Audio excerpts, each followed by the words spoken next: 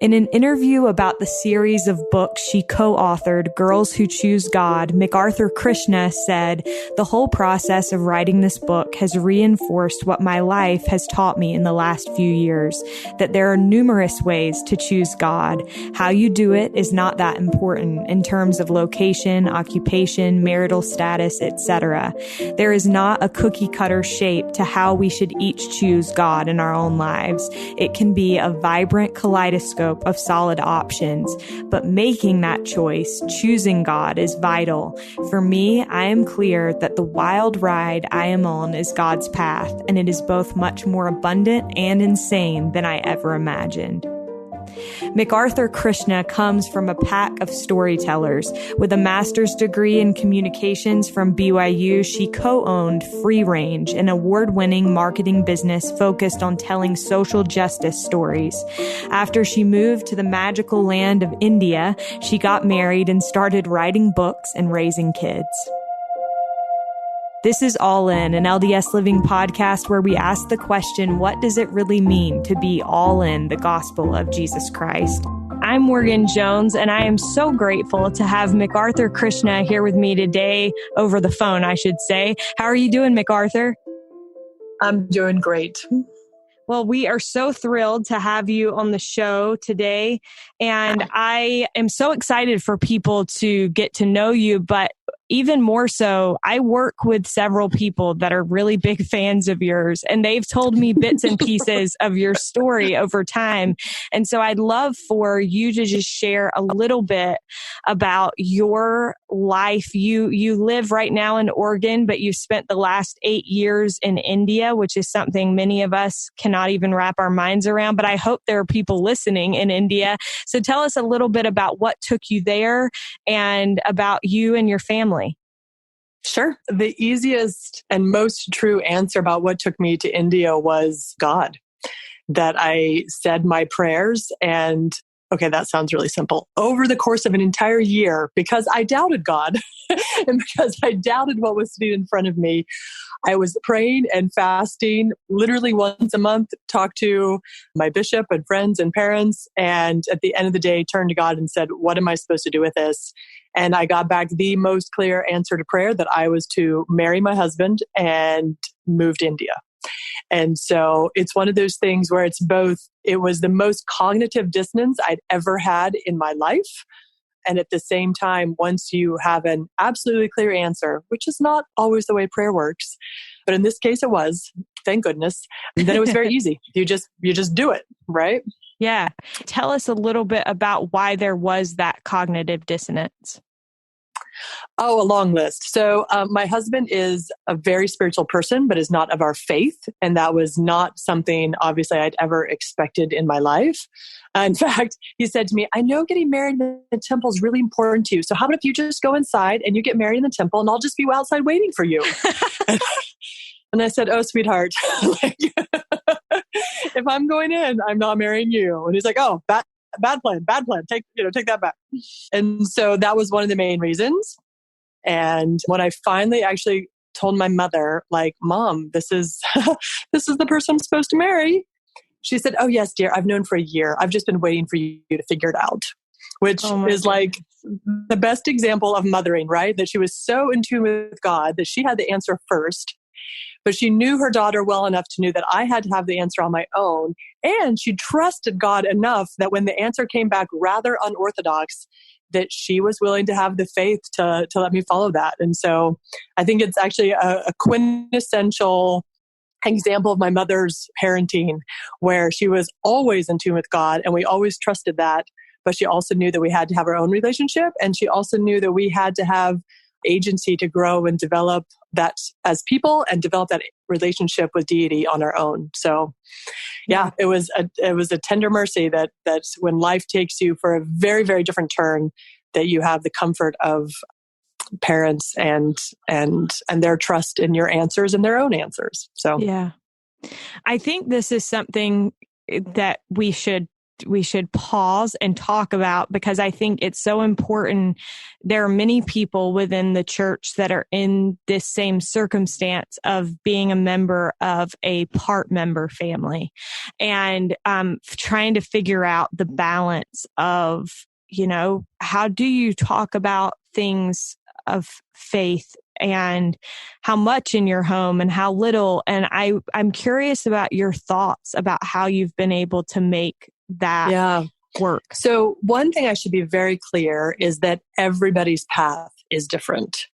And so I can talk about my path, but that in no way implies it should be somebody else's path. Yeah. And so the Mormon Women Project also just did a series of mixed faith interviews, messages, essays. And so they gathered a wide range of people who are experiencing this in very different ways. And so I'd recommend whoever's listening, if this is something you're interested in, go find that. Go look at the Mormon Women Project and read the range of experiences, because everybody's doing that different. And so I think in my case, the Mormon Women Project, by the way. Yeah, they're amazing.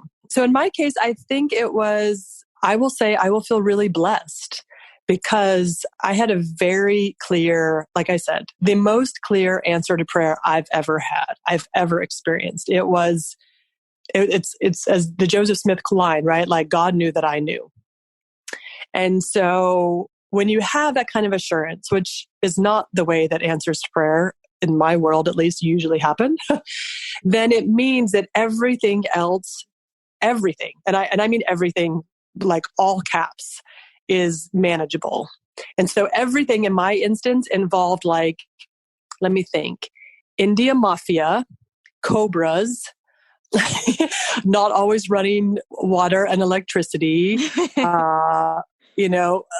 crazy hot temperatures, all of the deprivations, there's so much chaos and craziness. I mean, there's all of like the India that I love, there's all the India craziness. And then there's like situation that went even beyond, right? Like, you never in your life expect that you're going to be sitting like in an Indian police station, having a conversation that feels a little bit like a Bollywood movie, like with the fan thumping, right? And the dog running through, and the man across the desk, like, massaging his mustache. And you're just like, how in the world did I get here? Like, oh, right. I followed God, right? And so for me, that mixed faith piece of it means that God, Heavenly Father, and Heavenly Mother know my husband. They know he is good. They know that the path we're going to be on is different than the path I would have expected. But that does not mean it is a quote unquote bad path, right? Right. And so because my situation meant that I had this very clear answer to prayer, that meant that I could be like, Lord, you knew this was going to be tricky, right? And it's tricky. I mean, that's the bottom line, it's tricky. But I believe in the benevolence and omniscience of heavenly parents. And so that means they understood this was going to be tricky, and that was acceptable to them, right? It was acceptable to them that my marriage and my faith and this trickiness was all going to be part of that package. And so that means that even when I find it just like bang my head against the wall challenging, that I assume that they're like, yes, dear. Right? Yeah. It'll be okay. So interesting. So how have you, because you have, from what I understand, you have one child together, and then did he have daughters before? Yeah. So I have 3 daughters. The oldest is 17 and 11 and 4. And the oldest 2 are biologically from my husband's first marriage. Okay. And so that's been interesting because they're obviously raised in a different, maybe not obviously, they're raised in a different faith tradition mostly by their grandmother and kind of the culture around them. My husband would call him, he likes to be provocateur. So he calls himself a pagan, but really he's more of a seeker. Like, he's interested in the universe and spirituality, and he sees rich and deep meaning, but he seeks it out from lots of different places. My oldest 2 children would probably call themselves Hindu, but my oldest daughter is observing Ramadan this week.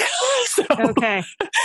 It's a different set, right? It's a different set of structures. And when I was living in rural India for 8 years, the closest church was more than 400 miles away. And those are those are Indian miles, not like interstate miles. And so that meant it was like a 16-hour car drive or an overnight train ride or a plane ride to go to church. And so that meant a lot of times we were doing home church, and which was hysterical. So when all of this business happened with Come Follow Me and then COVID, I had friends emailing me being like, "You're the professional, right? You've been doing this for 8 years." And so we did lots and lots of home church. Every Sunday we'd gather and we'd have a spiritual thought and message. And that has been well, I was going to say very satisfying. It's been a mix, right? So it's not what I was used to. And it's certainly not what my oldest children were used to. And so it was a riot. My 17-year-old came to me and was like, "I don't want to do this. This is just not comfortable for me. And it's not what I'm used to." And I just started snickering, being like, "Oh, see?" And I thought I was going to avoid this conversation since I'm not a mom forcing my teenager to go to church. And so I thought I was just going to skirt that whole power struggle challenge between a parent and a teenager about church attendance, right? And here I'm having the exact same conversation with my Muslim, Hindu, something, sit around the front lawn and have a family church, which is, much less onerous than, the church building kind of structure. So you don't escape the teenage discussions, no matter what your situation is, right? Yeah, no. And I think that's such a good point to make, that no matter what you do, there's going to be that tension with teenagers. I think that's such a valuable insight. McArthur, I am curious about whether or not this experience that led you to write Girls Who Choose God, or what was it that ultimately led to these books? Yes. So Bethany Brady Spalding is dear friend and co-author. And now we've worked together for 10 years on a whole bunch of different books. We've really know each other's strengths and weaknesses, and we work really, really well together as a team. And I wish she could be here today, but I'm going to brag about her since she's not. And Bethany is the kind of person that when she looks around and she sees the landscape of something, she's really good at being able to spot the hole or spot the problem or spot the lack. And in this kind of instance, it must be a genetic trait, because her 3-year-old had picked up a cartoon book of the Bible and flipped through it and turned to her mom and said, "Mom, where are the stories about the girls? I want to read about girls." And Bethany picks up the book and flips through, and lo and behold, even though it was a storybook about the Bible, where there are plenty of women, there was not a single story of a woman in that book. Not one. And a 3-year-old had been able to spot that. Yeah. And so being Bethany, most people had been like, "Well, that's such a bummer." But Bethany started looking around, this is about 10 years ago, and she couldn't find a single book. She said, "How can this not exist? In all of the faith traditions, how can this not exist that people want to teach their girls and their boys about faithful, righteous women?" And it didn't exist. So she called me up and said, "Hey, I know you're writing stories. I think we should team up and do this project." And so we were so lucky that it got the attention of Deseret Book, and that Deseret Book also saw the need and saw the hole around this. And in fact, we had pitched doing one book with kind of, a compilation of women, and Deseret Book is the one who said we should splice it out, and make it Bible and Book of Mormon and church history. Because as we all know, there are rich and abundant and powerful stories. Like in the Bible story, some of the most important women, we're talking, Eve making the choice in the garden, that she was the first one to do that, to the woman at the well, who was the first person that Christ declared his divinity to his mother, to Mary Magdalene, who he appears to as the first person after the tomb. Here are the women in these very crucial moments of Christ's life and ministry being the first person that he chose to interact with in that way. These are amazing women. These are amazing stories. And both girls and boys need to know these things. So Bethany and I sat down and, said, well, let's again, this is Bethany, right? There's not just a hole, but we're going to do something about it. And so we started writing these series of books of trying to emphasize that these women had a choice to make. And we were very, very careful. So we went through the scriptures and we picked out women and the stories we were excited about. But one of the catches in our format is you have to be able to show a moment of choice. And so what we wanted to highlight here is that women, all of us, the women in the stories, are faced with this moment where they have to decide whether or not they're going to choose God's plan for them. And then you turn the page and you hear what the story is. But we didn't want to just extrapolate or make things up. We wanted to really be able to show that there was this time. And so we were really careful when we went through and we read the scriptures and we talked about what the women had done. And of course, this is so important because each of us every day has that same question placed in front of us. And sometimes it may be a small moment, or sometimes it may be a huge moment, like whether or not you're going to move to India. But at the end of the day, like each of us has this moment, many, many, many moments where we have the opportunity to say, we're going to choose God. And so for us, it was amazing because in going through and reading these, like when we were doing the Bible version, there are stories I had never even heard of. So there was 4 young girls who came to Moses because their righteous father had died, and under Jewish law, only sons would inherit. So they're about to be homeless in the promised land. And so they came to Moses and said, wait a second, this isn't fair. And Moses took it to God. And I love this quote. God comes back to Moses and said, the daughters of Zelophehad speak right. How's that for like a divine validation, right? Yeah. And the girls get the law of the land changed, right? It's an incredible model of not accepting social injustice and using your power and righteousness and faith to go and work through the system to make sure that things change, right? That's because things are the way they are does not mean it is the way they should be. And that's an amazing concept to teach young children. So that was incredible. And then, of course, we wanted to tackle the Book of Mormon. And at first we thought, yeah, but there aren't enough women in the Book of Mormon. I mean, that's my assumption, as most of us. And then all of a sudden I was reading through and I was reading this article about all the women in the Book of Mormon who just don't have names. And I like this huge light bulb turned on in my head. And I thought, wait a second, like, of course there are women there. It doesn't matter it does matter if they have names or not, but it doesn't matter for the sake of a story, right? That we can write a book. If we can show there's a moment of choice, like in the instance of the people going to the waters of Mormon to be baptized, like those people chose to be baptized. That's a choice. We can show that. And so we were able to go through the Book of Mormon and find stories of women who are choosing God. And then we had the exact opposite problem when we hit church history because there are a gazillion women and a gazillion amounts of information and good golly. And I mean, it was just like this, sucking from the fire hose. And we were so blessed because we contacted a gang of church historians and we said, there's no way, like we can get through all of this. We are not professionals. And so they were incredibly gracious and kind and had lunches and phone calls and conference calls and like just tossed us a whole bunch of names to sift through. And then when we selected them, gave us lots of resources for information. And then when we wrote the stories, they looked over to make sure that we weren't talking crazy talk, right?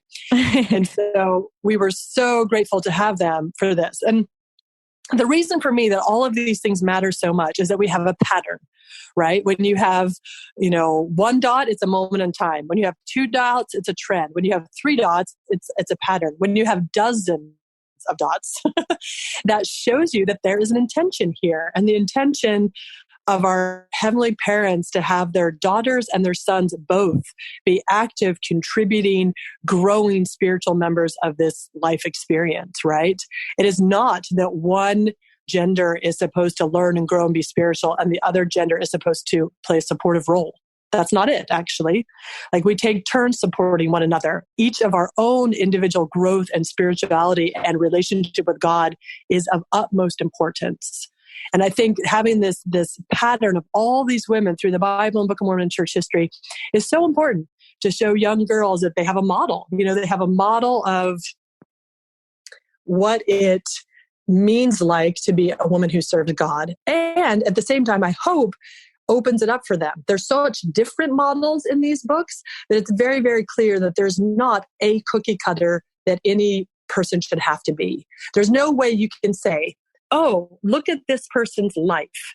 If they live here, dress like this, have this kind of house, have these kind of habits, they must be a person of God, right? And in fact, when you look at these stories, they lived and functioned and even sometimes contradictorily served God. So there's one story we have in the church history where it talks about that her choice to serve God was that she was meek and mild, and she was gentle in how she spoke to people, that she was this warm and loving soul. And those were her talents that she spread through the contacts and the relationships she had. She was called a great mother. And I think that's incredible. But on the flip side, there are other women who were known for being fiery orators, that they could stand in front of a crowd and they could move them. And that was their talent, to really bring people together and to create this force of energy. And what I love about these is that both of these women have, in some ways, kind of diametrically opposed talents that are all useful. There's always a use for your talent in Zion. And I think that that's a really important concept for people to internalize as far as how they are raising their kids, and how, kids and youth are looking around and trying to figure out what to do with their talents. Yeah.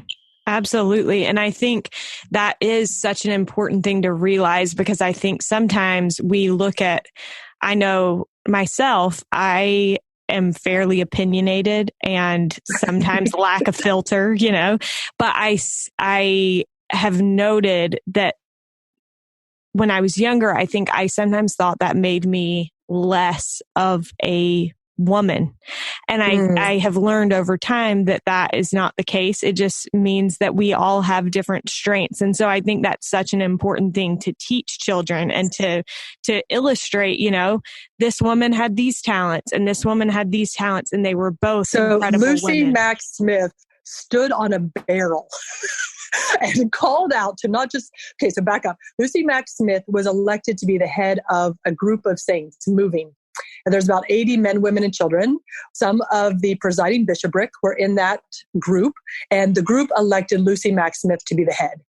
And the head meant she was in charge of transportation and finances and arranging logistics and lodging and food. She was the coordinator, right? But there was a moment in time where their ship got stuck because they are frozen in and they're getting cold and hungry and they don't know what they're going to do. And Lucy Mack Smith stands on a barrel and berates them and any passerby who happens to be walking by. And she gives this speech of, where is your faith? Have you forgotten your faith? And people walking by are like, why are you yelling? We be Mormon, right? And to me, when you're talking about yourself and you're talking about these talents that you bring to the world, I would call them talents. Thank you. I appreciate that. You're welcome. You're welcome. Maybe just because I relate. But every single talent can be used for good. I mean, I think that's the power of divinity, right? That it's not just a silver lining. It's the most divine, sparkly, shiny lining. Not just a lining. It is the thing. It's its core essence, right? Yeah. Every core essence is shiny and sparkly divine. And so if you can be Porter Rockwell, a gunslinger, who puts the fear of, Jehovah into the hearts of people, and he can have his talents used for Joseph Smith, then being an outspoken woman also absolutely has its place in talent. And the story with Lucy Mack Smith is she says, if we put our faith together and we remember, God can answer our prayers this very moment. And there was a thunderous crack and the ice split. And they were the only ship that got through. Wow. So if you were in that situation, you want a Morgan standing on that barrel. Hey, listen up, people. I've got an opinion about this, right? And I think that understanding that about Lucy Mack Smith and understanding that about yourself, that there's a place for all of us. I think there was Elder Holland that was talking about a place in the tent, right? That you stretch your stakes out and there's a place. And I just think it's such a beautiful idea that we are all talents are God-given. Even personality traits, I think, are God-given. And so maybe some of those we have to learn, how do I make sure my outspokenness doesn't injure people? How do I make sure my outspokenness doesn't shadow other people? I mean, there's ways to learn how to use your tool with finesse, but that doesn't mean the tool is anything other than a gift from God, right? Yeah. Well, I think just as, we talk about our strengths can become our weaknesses can become our strengths. And what is the the difference maker there. It's whether we're coming unto God and talking to him about those strengths and those weaknesses and trying to work to make sure that they are being used in the best way possible. And so I think that is such a powerful thought. McArthur, I want to talk a little bit more about choice and agency. So in this book, the thing that I really love is you tell the story of the woman, whether it be in the Book of Mormon or the Bible or church history. And then there is a question, and the question deals with choice and how these women chose God in their particular situation. Why do you think agency is so key in our Heavenly Father's plan? And why is it so important to teach our children about agency starting at a young age? Yeah. So I think there's a couple of really important ideas in there. And honestly, I get most of this from my own parents. I think my mother and father were really good at striking this balance.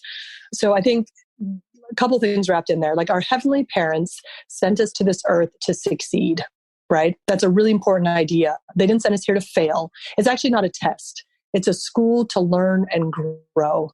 And so if you approach as a parent an idea that your child is here to learn and grow, the way you do that is through exercising agency, through choosing. And our heavenly parents thought that was important enough that they're willing to wage a battle for it in heaven. They're willing to have a third of their children choose a different way. I mean, like, that's how vital they thought it was, right? So if they think it is this vital to let agency be the setup of life, then that means we as parents also have to follow that divine plan, even at the risk, which I think every parent has heart palpitations of some kind or another over spiritual or physical or emotional danger to their child. So I'm not talking about being an irresponsible parent, but I'm talking about, as parents, understanding the importance of agency was big enough that our heavenly parents are willing to put that much on the line. And from my standpoint, I think my parents, especially my mom, would talk to us a lot about this. And she would say, that she could not teach us to manage every situation in life, right? There's no way. As a parent, you so want to. You want to prepare yourself, your child to do well at preschool and then be successful in kindergarten and make friends and, do well in school. I mean, like, all of these things, you just keep thinking in your mind, like, I'm just preparing my kid for. And you want to make sure you put structures around it and no screen time and, et cetera, et cetera. But at the end of the day, like, we're all human. There's no way my mom could have understood that I was going to end up married and moving to India, right? There's no way, probably, that most parents would have predicted a world pandemic, right?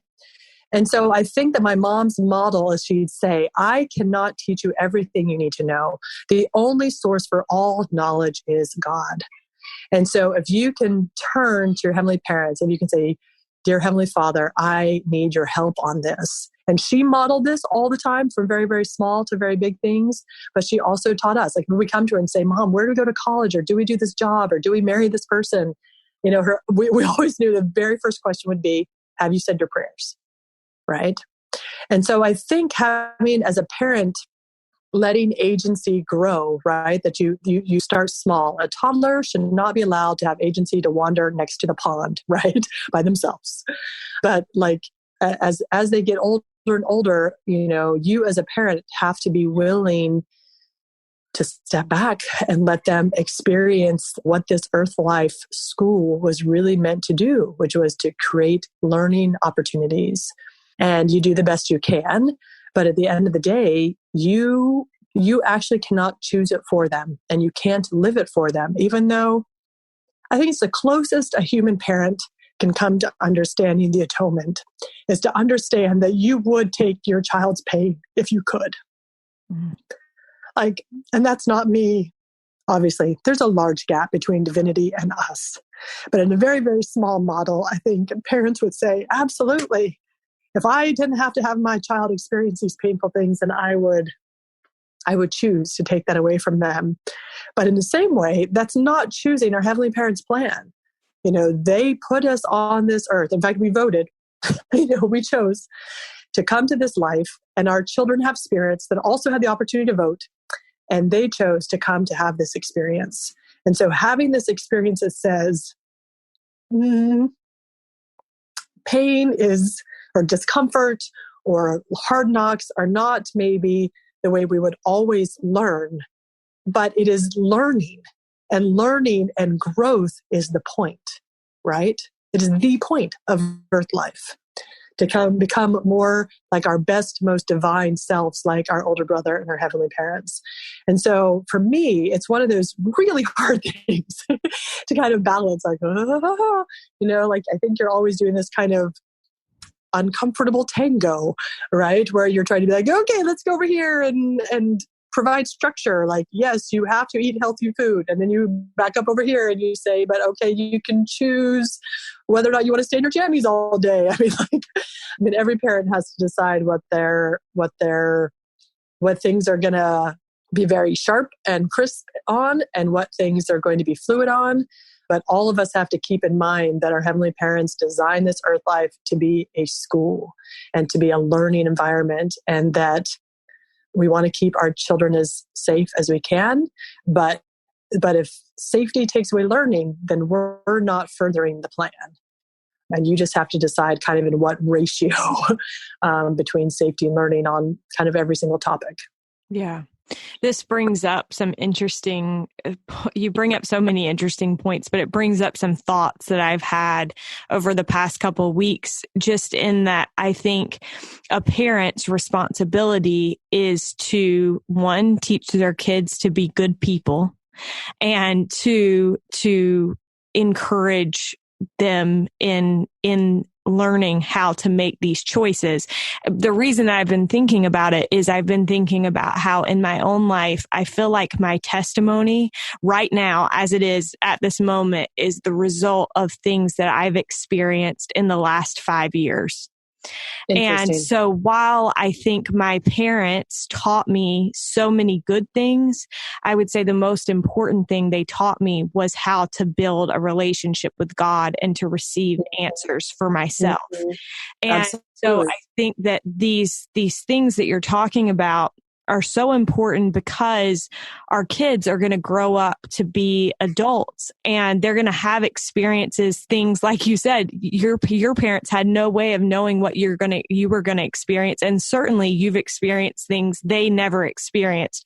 My mom was never single for an entire decade when she felt like she should be married, And so there are just different things that we experience. I was 37 when I got married. You can relate. You got me, McArthur. Thank you for that. I was 37, and my mom at 37, I think, had 6 children, right? Yeah. And so it was, we had very different life paths, right? And that's what I was talking about kind of in the beginning, where I was saying, you can't say this woman on this path is living a righteous life. You can't say that, 37 and single, they must not be righteous, right? Or 6 kids and 37, she must be a righteous woman. Yeah. Right? Like, you can't hold up these things as definitions, right? Because quite literally, if we believe our heavenly parents are the master educators, right? Like, they are the experts at knowing how to develop our souls along this eternal path, then they know what our path needs to look like. And the different people have different souls and need different paths, right? Like, and if that isn't just obvious, okay, let's just back up here for a second. To me, that's obvious. But even if you said, like, but we're all of Latter-day Saint faith, or we're all, XYZ, all the things that make us similar, then just take another half a step back and look at the broader world. And if you don't think that a woman in India is on a different life path than me or you or anyone who's listening to this, it is a different life path. And if we think that this earth is well under the purview of our heavenly parents, then that means that her life path is just as much developmentally created for her growth as mine is for me, even though they look very, very different. And I'm talking about just basics, right? Like, well, my house in India had a backup generator.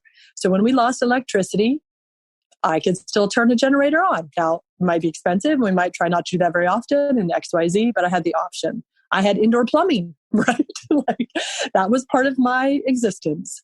And that was not the existence of the 10,000 neighbors who lived in the village next door to me, right? Yeah. And these are kind of silly, frivolous examples, but like every single person's life is very different. And that's true whether or not you live next door to your neighbor in Daybreak, or if you live in Portland, Oregon, or my neighbors in the village in India.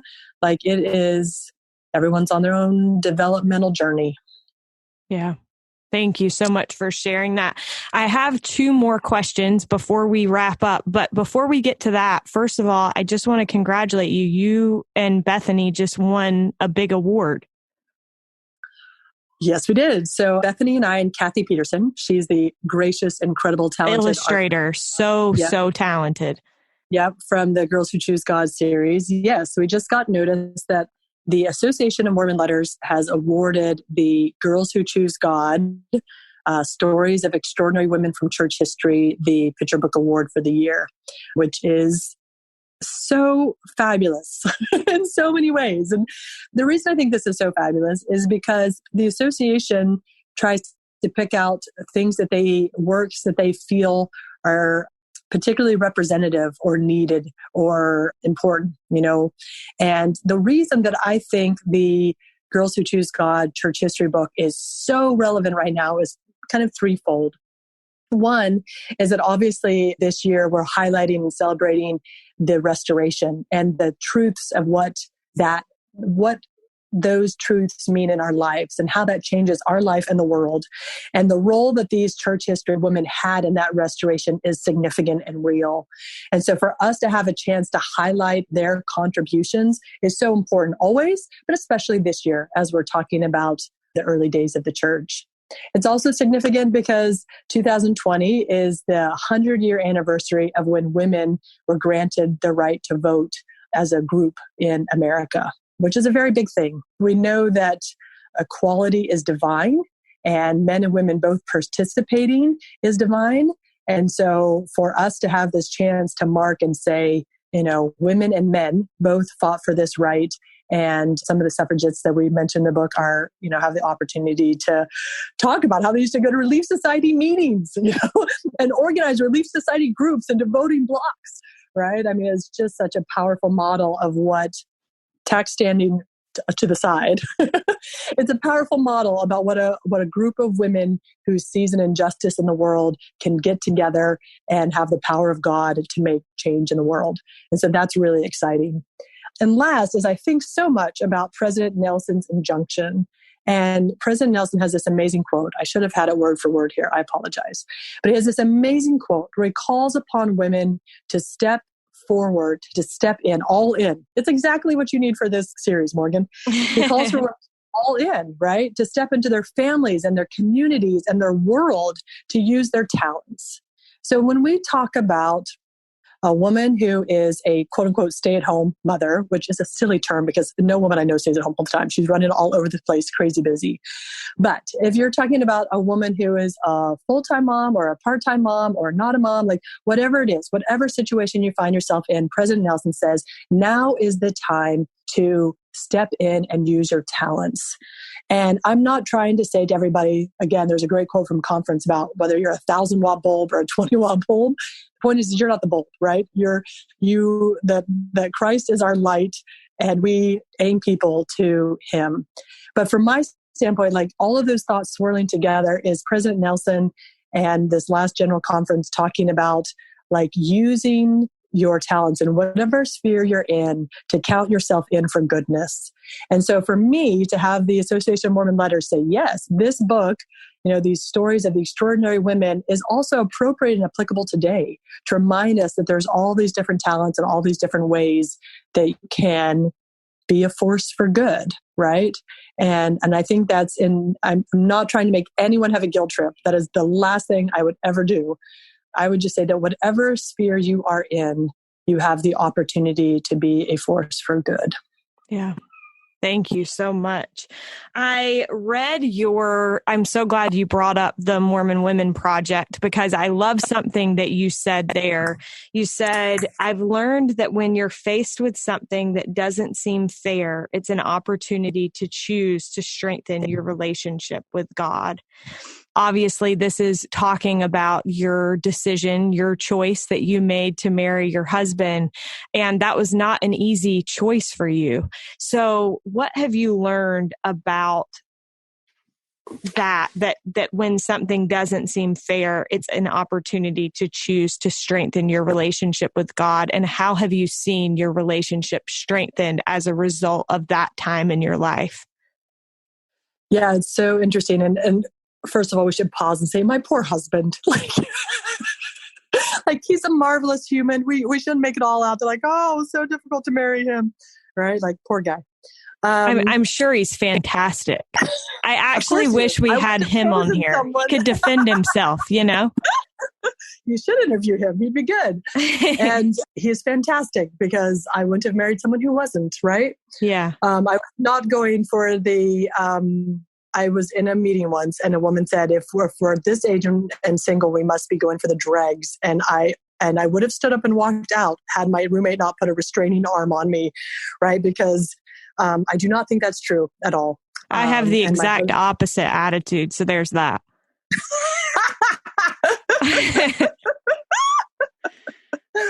Yes, I choose fantastic, and whoever chooses me gets fantastic. There's room to work on all of us, but let's just be clear about that we are sons and daughters of God, right? Yeah. So I would say, interesting that you just mentioned this, because I was just proofreading another article for the Mormon Women Project about faith. And I would like to say that it was just this springboard to great and glorious faith. Wouldn't that be a nice answer if I could actually give that answer? And instead, what I experienced is I went through this year of time, probably 2 years of time, where I was as righteous as I had ever been, because I had to make so sure that the answer I was getting was crisp and clear and not coming from me.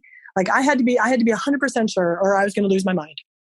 And so I went through that period of time where in fact, I'll quote you this. The experience I had was I was grouchy.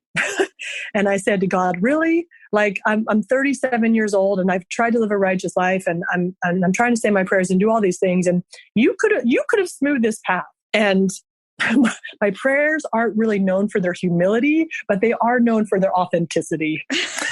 So I had that conversation, right?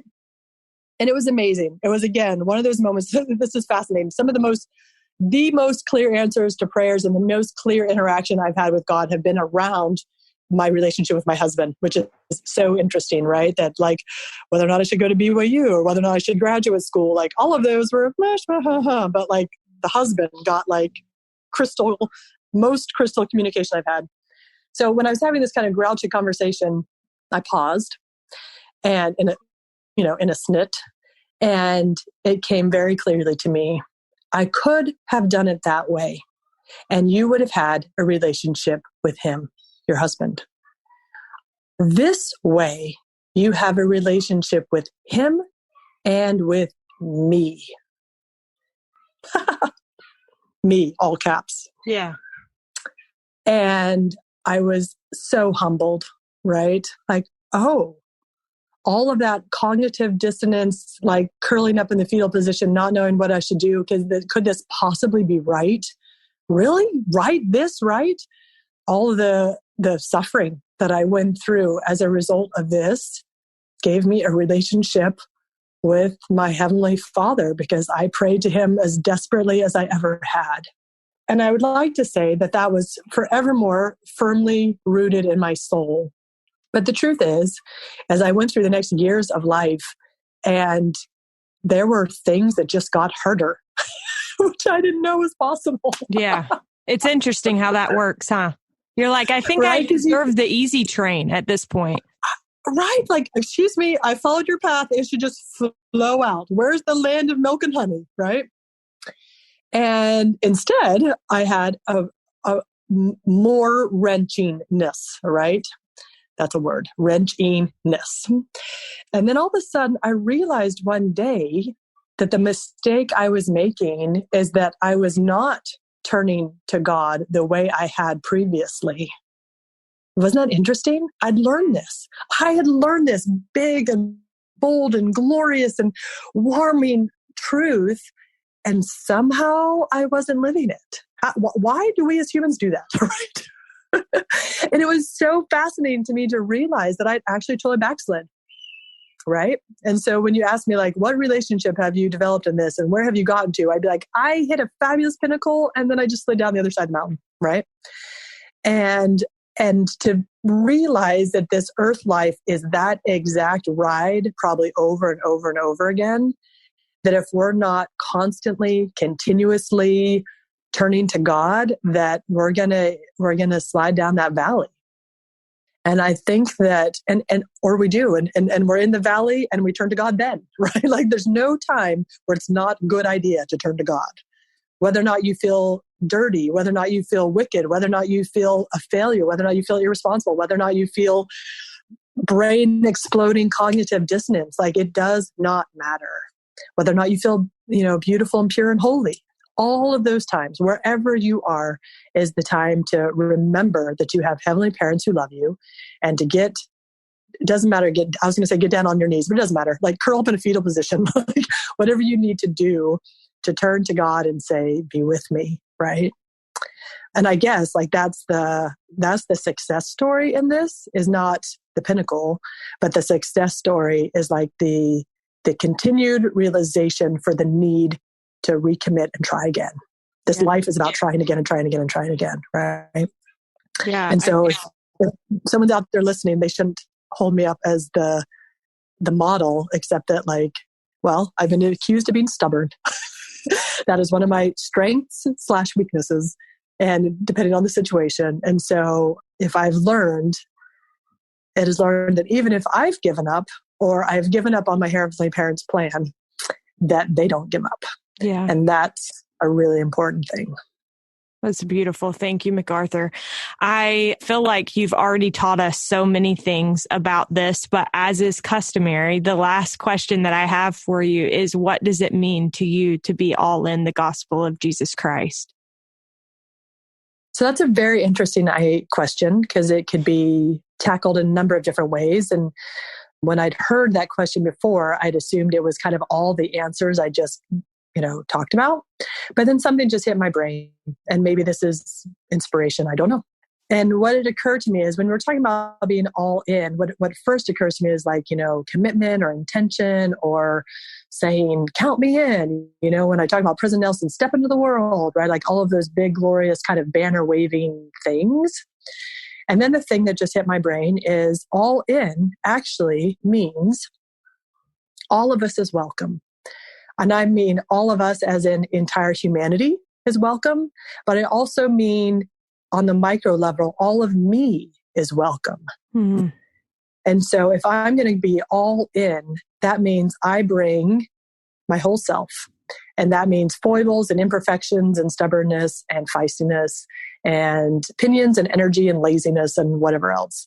And that being all in means my heavenly parents and my brother Jesus always love me.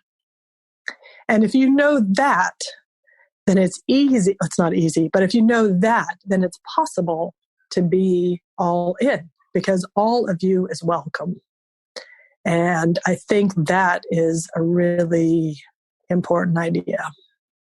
Thank you so much. I'm going to call it inspiration too. So there's that. McArthur, thank you so much. You are such a pleasure to talk to. And thank you for being so open and sharing so many wonderful thoughts with us. You're welcome. It's been my pleasure to be here. I sincerely hope that, to me, words matter. And I hear words that can spark my soul. And so I hope something here today is sparked for someone else. Thank you. We are so grateful to McArthur Krishna for joining us on today's episode. Be sure to check out the Girls Who Choose God series at Deseret bookstores or on DeseretBook.com. A big thanks to Derek Campbell of Mix at 6 Studios, and thank you all for listening. We'll be with you again next week.